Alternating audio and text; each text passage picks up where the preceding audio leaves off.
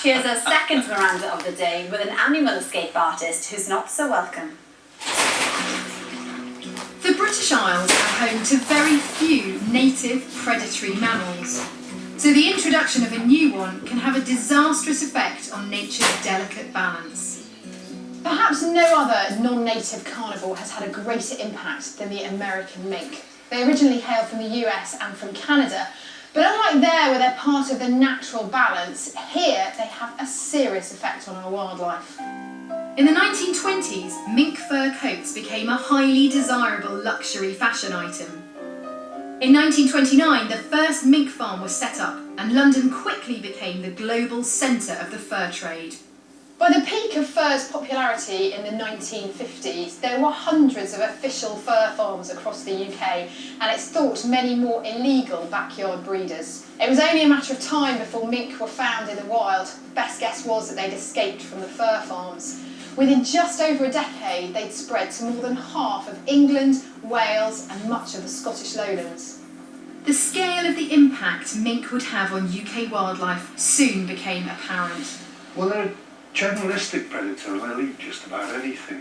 In this area in particular, they will go for the water voles, and we've got a fairly healthy water vole population, and we would like to keep it that way. And why have they done so well in the UK? They've got no natural predator.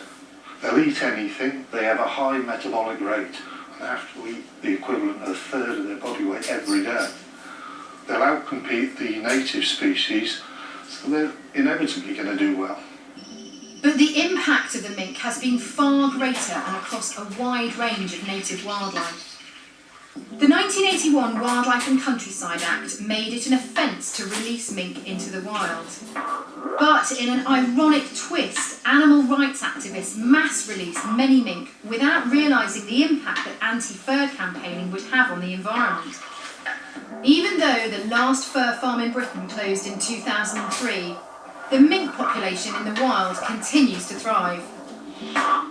Latest estimates from the Joint Nature Conservation Committee indicate that around 37,000 mink remain in the wild, where nonetheless they're pretty difficult to spot. Once identified, a colony is usually destroyed. But here in South Wales, local photographer Darren Harries has recorded the arrival and establishment of a new mink colony. When I started seeing the mink, they were a joy to photograph, and they were a joy to watch as well. It's given me a rare opportunity to observe mink for myself before any trapping takes place. From his hide, Darren has seen a noticeable drop in the number of water voles on the river, and last year not a single kingfisher chick.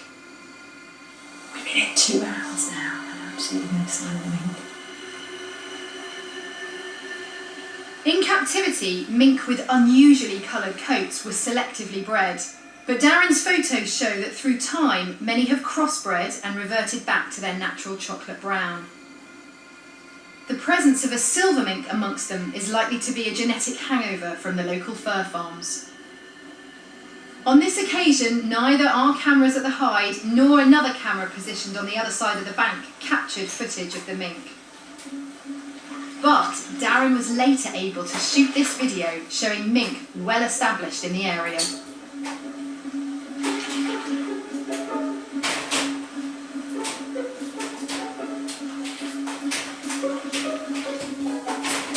American mink were never supposed to be here. Whether or not we ever succeed in eradicating them remains to be seen, but it's a subject that simply can't be avoided.